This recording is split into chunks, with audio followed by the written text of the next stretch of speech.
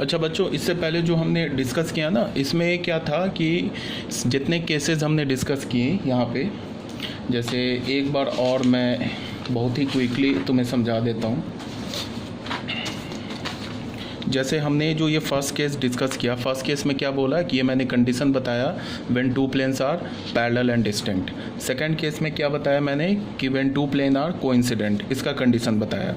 Third plane में जो क्या था कि थर्ड प्लेन जो था हमारा, ये जो थर्ड कंडीशन है, इसमें मैंने क्या बताया when three planes are parallel and distinct. तो इसमें मैंने क्या बोला, डेल्टा और डेल्टा इज ज़ीरो होगा और there is no solution, system is inconsistent and have no solution. ये हमारा था थर्ड केस।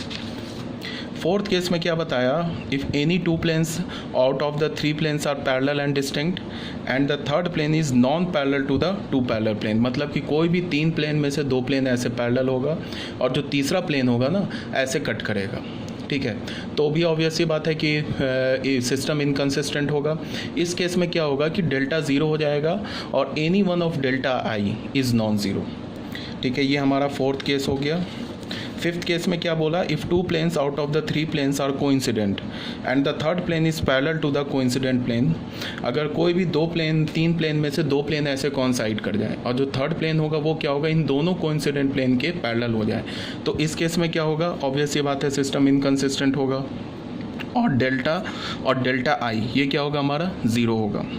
तो ये भी बता दिया, ये हमारा फिफ्थ केस था। सिक्स्थ केस में क्या बोला कि if two planes out of the three planes are coincident and the third plane is non parallel to the two coincident plane, तीन प्लेन में से कोई भी दो प्लेन क्या होगा, ऐसे कोइंसिडेंट हो जाएगा। तो तीन में से कोई जो दो प्लेन आपस में कोइंसाइड हो गया उसमें क्या होगा, मान लो कि plane one and plane two coincide ऐसे हो गया, तो हमने क्या किया कि प्लेन वन या प्लेन टू में से कोई भी एक प्लेन हटा दिया।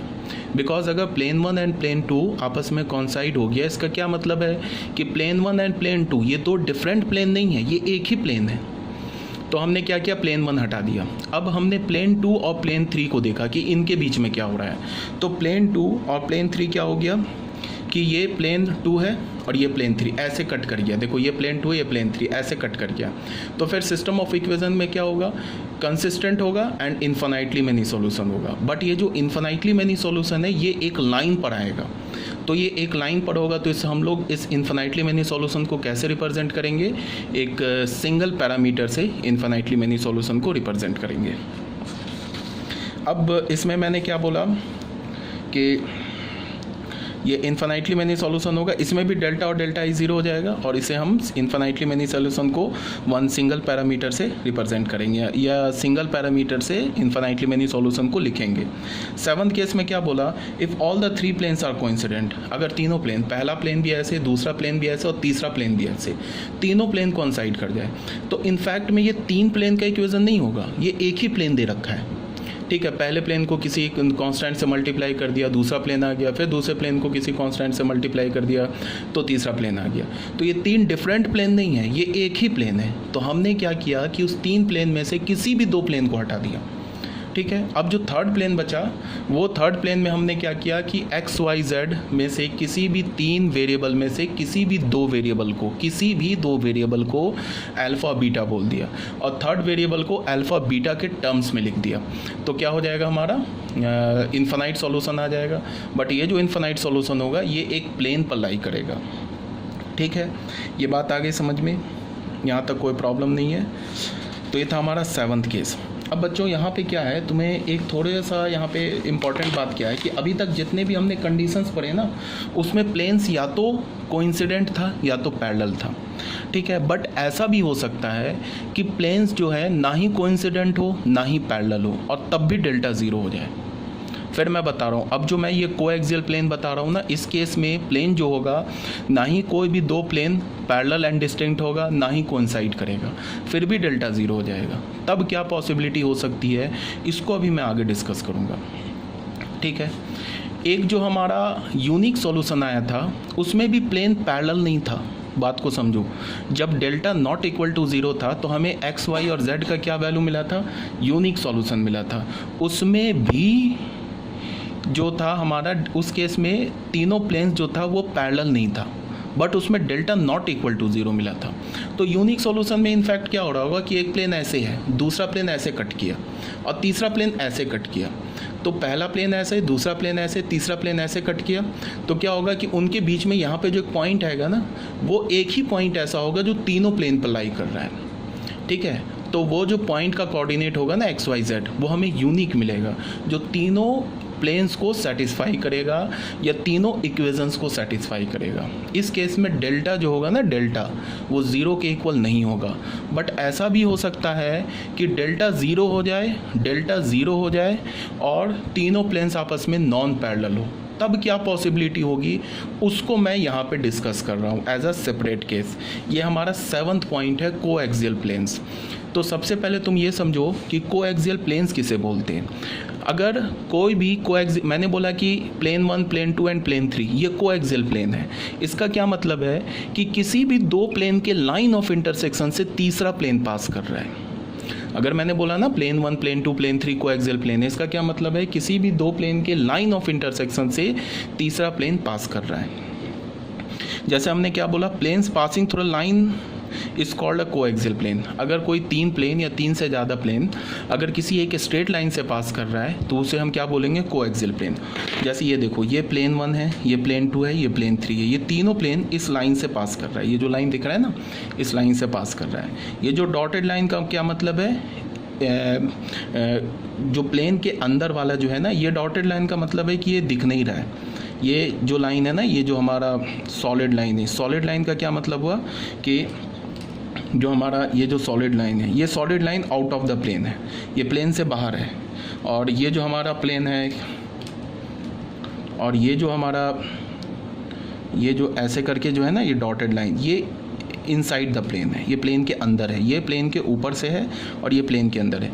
तो ये तीनों प्लेन ना इस लाइन ऑफ इंटरसेक्शन से, देखो बच्चे, ये जो लाइन ऑफ इंटरसेक्शन दिख रहा है ना, इस लाइन ऑफ इंटरसेक्शन से तीनों पास कर रहा है। तो plane P1, P2, P3 coaxial है। अब सुनो, 3D में तुम पढ़ोगे, बट अभी तुम ऐसे याद रखो कि अगर तीन प्लेन्स एक लाइन ऑफ इंटरसेक्शन से पास कर रहा है तो किसी भी दो प्लेन को तुम तीसरे प्लेन के टर्म्स में लिख सकते हो। क्या बोला कि P1, P2, P3 अगर एक लाइन ऑफ इंटरसेक्शन से पास कर रहा है तो किसी भी दो प्लेन को तीसरे प्लेन के टर्म में लिख सकते हो। कैसे लिख सकते हो, तुम P1 को लिख सकते हो lambda times P2 plus mu times P3। तुम P2 को लिख सकते हो lambda times P1 plus mu times P3। तुम P3 को लिख सकते हो lambda times P1 plus mu times P2। किसी भी एक प्लेन को तुम दो प्लेन के टर्म्स में लिख सकते हो। यही बात यहाँ बोला गया है। इफ़ P1 एक प्लेन ले लिया हमने, ये P2 ले लिया, ये P3 ले लिया। यहाँ क्या मैं बोल रहा हूँ, if P1, P2 and P3 are coaxial planes then any one of the three planes can be written as the sum of other planes.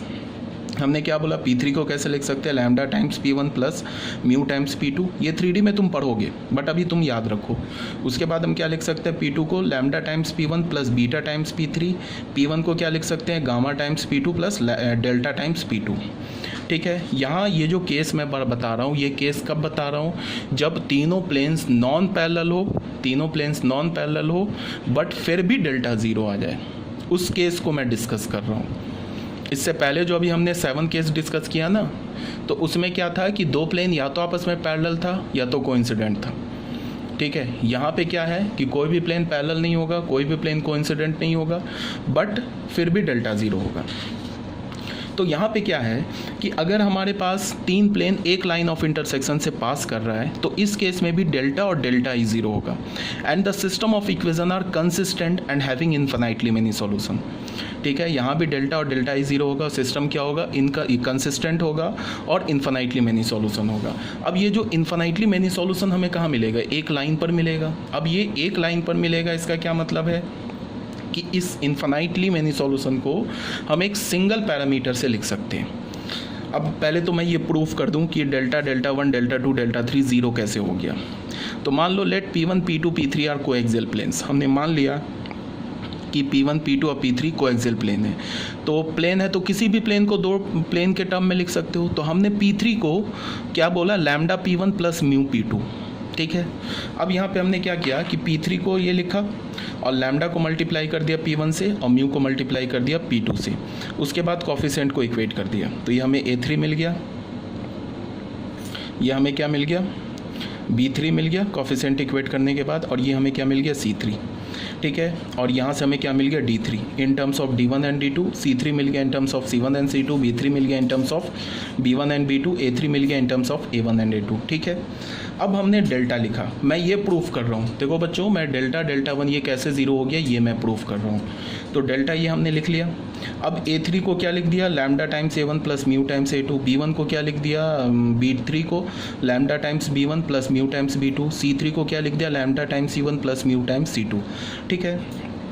अब फिर एक डिटर्मिनेंट की प्रॉपर्टी बता रहा हूँ, ये डिटर्मिनेंट चैप्टर में तुम पढ़ोगे, उसी प्रॉपर्टी को मैंने इस नेक्स्ट स्टेप में यूज़ किया है, सेम प्रॉपर्टी को।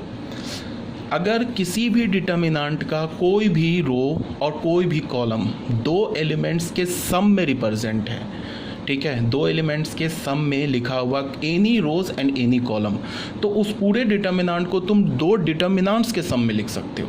क्या बोला मैंने, एक बार फिर से, अगर किसी भी डिटर्मिनेंट का किसी भी रो और किसी भी कॉलम का एलिमेंट दो एलिमेंट्स के सम में है, या तीन एलिमेंट्स के सम में है, या चार एलिमेंट्स के सम में है, तो तुम उस डिटर्मिनेंट को दो डिटर्मिनेंट, तीन डिटर्मिनेंट या चार डिटर्मिनेंट के सम में लिख सकते हो। जैसे तुम देखो इस डेल्टा का जो ये हमारा R3 है ना, ये देखो दो दो एलिमेंट के सम में लिखा हुआ है, यहाँ भी दो एलिमेंट है, यहाँ भी दो एलिमेंट है, तो इसको हम दो डिटर्मिनेंट के सम में कैसे लिखेंगे, डिटर्मिनेंट की प्रॉपर्टी है, आगे तुम्हें पढ़ाया जाएगा। इसमें हमने क्या किया कि ये पहला एलिमेंट है ना, lambda A1, lambda B1, lambda C1, इससे पहला डिटर्मिनेंट बना लिया। फिर ये जो दूसरा एलिमेंट है ना, mu A2, mu B2, mu C2, इससे दूसरा डिटर्मिनेंट बना लिया। तो यहाँ से यहाँ कैसे आगे समझ में आ गया तुम्हें। अब फिर क्या है, एक फिर डिटर्मिनेंट की प्रॉपर्टी बता रहा हूँ कि अगर किसी भी डिटर्मिनेंट में किसी भी रो या किसी भी कॉलम में एक फैक्टर कॉमन है, ठीक है, तो तुम उस फैक्टर को तुम डिटर्मिनेंट से बाहर ले सकते हो। ये डिटर्मिनेंट की प्रॉपर्टी है, डिटर्मिनेंट में तुम पढ़ोगे। तो यहाँ देखो R3 में लैम्डा मल्टीप्लाई है तो लैम्डा को बाहर कर लिया, और यहाँ भी R3 में म्यू मल्टीप्लाई है तो म्यू को बाहर कर लिया। तो अब यहाँ देखो फिर क्या हो गया, R1 एंड R3 क्या हो गया, सेम हो गया। फिर R1 R3 सेम हो गया, इसका मतलब ये प्रोपोर्शनल हो गया, तो इसकी वैल्यू ज़ीरो हो गई। फिर यहाँ से इसकी वैल्यू ज़ीरो हो गई, तो लैम्डा में क्या मिल गया, ज़ीरो। ये बात क्लियर होना चाहिए। कौन सी प्रॉपर्टी यूज़ किया मैंने कि अगर किसी भी डिटर्मिनेंट, कोई डिटर्मिनेंट है, उसका कोई भी रो कोई भी कॉलम अगर दो एलिमेंट्स के सम में है, तो तुम उस डिटर्मिनेंट को दो डिटर्मिनेंट के सम में लिख सकते हो, पहली बात। दूसरी बात कि अगर कोई भी दो रोज़ या कोई भी दो कॉलम्स प्रोपोर्शनल है तो उस डिटर्मिनेंट का वैल्यू ज़ीरो होता है। इसको हम ऐसे भी बोल सकते हैं, किसी भी डिटर्मिनेंट में दो रो या दो कॉलम्स आइडेंटिकल हो जाए। आइडेंटिकल होने का क्या मतलब है कि क्रॉसपॉन्डिंग एलिमेंट सेम हो जाए, तो भी डिटर्मिनेंट का वैल्यू ज़ीरो ही होता है, ठीक है। अब आ जाओ बच्चों डेल्टा 1 में, ये मैं प्रूफ कर रहा हूँ कि डेल्टा 1, डेल्टा 2, डेल्टा 3 कैसे ज़ीरो हो गया। डेल्टा 1 को क्या लिखा हमने, D1 D2 D3, और B1 B2 B3, C1 C2 C3। अब हमने क्या किया, D3 का वैल्यू डाल दिया, B3 का वैल्यू डाल दिया, C3 का वैल्यू डाल दिया। फिर यहाँ पे क्या है कि जो R3 है ये दो दो एलिमेंट्स के सम में है, तो हमने इसे दो डिटर्मिनेंट के सम में लिख दिया। लैम्डा बाहर कर दिया, म्यू बाहर कर दिया। यहाँ देखो R1 R3 आइडेंटिकल हो गया, यहाँ देखो तुम R1 एंड R2 आइडेंटिकल हो गया, तो इसका भी वैल्यू ज़ीरो, इसका भी वैल्यू ज़ीरो, तो डेल्टा 1 का वैल्यू भी ज़ीरो आ गया। सिमिलरली क्या होगा कि डेल्टा 2 भी ज़ीरो आ जाएगा, डेल्टा 3 भी ज़ीरो आ जाएगा, ये तुम खुद से चेक कर लेना। तो यहाँ पे मैंने क्या बोला कि यहाँ पे मैंने बोला कोएक्सियल प्लेन्स के बारे में डिस्कस किया। मैंने क्या बोला कि अगर तुम्हारे पास तीन प्लेन्स हैं और तीनों प्लेन्स पैरेलल नहीं हैं, फिर से सुनो, तीनों प्लेन्स पैरेलल नहीं हैं, इसके लिए मैं डिस्कस कर रहा हूँ। इससे पहले जो मैंने केसेस बताए थे उसमें प्लेन्स आपस में पैरेलल थे या कोइंसिडेंट थे। यहाँ क्या हो रहा है, ना ही कोई प्लेन पैरेलल है, ना ही कोई प्लेन कोइंसिडेंट है, फिर भी डेल्टा ज़ीरो आ गया। इस केस को मैं डिस्कस कर रहा हूँ। तीनों प्लेन्स पैरेलल नहीं है तो इस केस में डेल्टा ज़ीरो आ गया। तो पहली पॉसिबिलिटी क्या होगी कि तीनों प्लेन्स जो होगा वो कोएक्सियल प्लेन होगा। अगर कोएक्सियल प्लेन है तो क्या होगा कि तीनों प्लेन्स एक लाइन ऑफ इंटरसेक्शन से पास करेगा, तो सिस्टम ऑफ इक्वेशन कंसिस्टेंट हो जाएगा और इन्फिनाइटली मेनी सॉल्यूशन होगा।